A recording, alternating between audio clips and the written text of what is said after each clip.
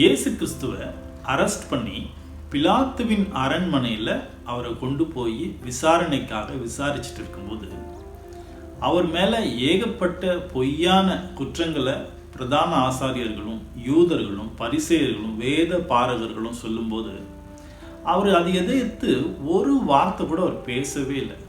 ரொம்ப காமாக அமைதியாக ஒரு ரியாக்ஷன் கூட காட்டாமல் ரொம்ப பொறுமையாக இருந்தார்.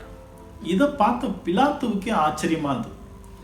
அவர் நிறைய குற்றவாளிகளை நிறைய கேஸ் அவர் முன்னாடி ஜட்ஜ்மெண்ட்காக நிற்கும்போது அந்த குற்றம் சாட்டப்பட்ட நபர்கள் பேசக்கூடிய பேச்சுக்களையும் பாடி லாங்குவேஜ்களையும் அப்சர்வ் பண்ணுவாங்க.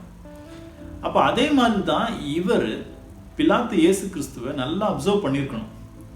ஆனால் இயேசு கிறிஸ்து எந்த ஒரு ரியாக்ஷனும் கொடுக்காம வாயை திறந்து எந்த வார்த்தையும் பேசாமல் அமைதியாக இருந்ததை பார்த்துட்டு ஒரு கட்டத்தில் பிலாத்து இயேசு கிறிஸ்து கிட்ட போய், நீ இதற்கு மாறுத்தரம் ஒன்றும் சொல்லுவதில்லையா? நான் நினைச்சா உன்னை விடுதலை பண்ண முடியும் அப்படிங்கிறது உனக்கு தெரியுமா அப்படின்னு சொல்லுவார். அப்போது இயேசு கிறிஸ்து அந்த நபர்கிட்ட ஒரு வார்த்தை சொல்வார், பரத்திலிருந்து கொடுக்கப்பட்டால் ஒழிய என்மேல் உனக்கு ஒரு அதிகாரமும் இல்லை. ஒரு ராஜா கிட்ட ஒரு அரெஸ்ட் பண்ணப்பட்ட நிலைமையில் இருக்கிற ஒரு நபர் எப்படிப்பட்ட கான்ஃபிடென்ட்டான தைரியமான ஒரு வார்த்தையா, இன்னும் சொல்ல போனா திமிர் நிறைந்த ஒரு வார்த்தையை பேசுறார் பாரு.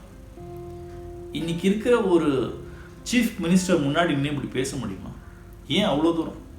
லோக்கல்ல இருக்கிற ஒரு போலீஸ் ஸ்டேஷன்ல ஒரு எஸ்ஐ அல்லது ஒரு இன்ஸ்பெக்டர் அவங்க கிட்ட இப்படி நின்று பேச முடியுமா? முடியாது. ஏன்னா அவ்வளோ அதிகாரம் நிறைஞ்சிருக்கு இந்த உலகத்தில். அப்போ ஒரு ராஜா முன்னாடியே நின்று இப்படி ஒரு வார்த்தையை தைரியமா சொல்றாருன்னா காரணம் என்ன? அவருக்கு பிதாவின் மேல இருந்த நம்பிக்கை. தான் எதிரில் இருக்கிற பிரச்சனை தன் கழுத்தையே சீவக்கூடிய அளவுக்கு இருந்தாலும் அந்த பிரச்சனையை பார்த்து பயப்படாம அதை சிம்பிளா ஹேண்டில் பண்றது. இது மாதிரி தான் நம்ம எதிரில் வரக்கூடிய பிரச்சனைகள் எதுவா இருந்தாலும் அங்க நாம செய்ய வேண்டிய ஃபர்ஸ்ட் ஸ்டெப், நீங்க எடுத்து வைக்க வேண்டிய முதல் அடி என்ன தெரியுமா? பொறுமையா இருக்கிறது.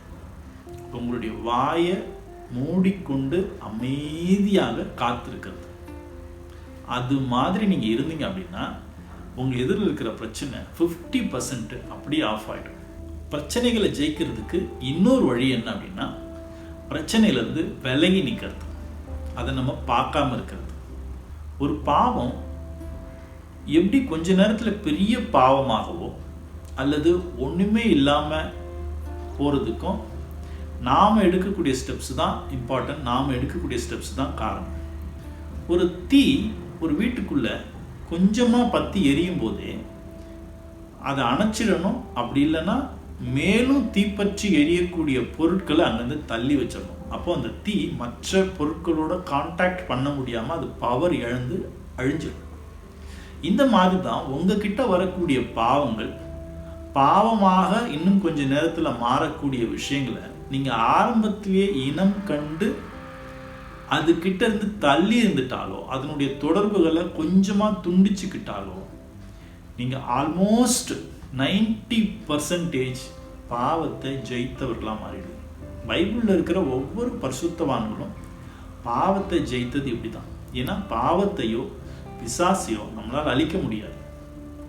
இயேசு கிறிஸ்துவை சோதிக்க வந்த பிசாசையை அவர் என்ன சொல்லுவார்னா, அப்பாலே போ சாத்தானே, என்னை விட்டு அகன்று போ அப்படின்னு தான் சொல்லுவார்.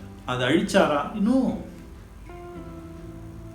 அது கொஞ்ச காலம் அவரை விட்டு விலகி போயிடுச்சு அப்படின்னு சொல்லி போட்டிருக்கோம். அப்போ இந்த பாவமும் இந்த பிசாசுகளும் நம்மளை அழிச்சிட முடியாது, ஆனால் நம்மளை பாவி ஆக்கிட முடியும். இதுக்கு நாம ஜாக்கிரதையா இருக்கணும்னா இந்த எளிமையான ஸ்டெப்பு தான். தள்ளி நிற்கணும், அமைதியா இருக்கணும், அதை பார்க்கக்கூடாது. ரொம்ப சிம்பிளான மெத்தட் தான் இயேசு கிறிஸ்து நம்மளுக்கு போதிச்சிருக்கிறார். இந்த சிம்பிளான மெத்தட்ஸை ஃபாலோ பண்ணாலே நாமளும் இயேசு கிறிஸ்துக்கு ஒரு சிறந்த சீஷர்களாக வாழ்ந்து இந்த ஓட்டத்தை முடிக்க முடியும்.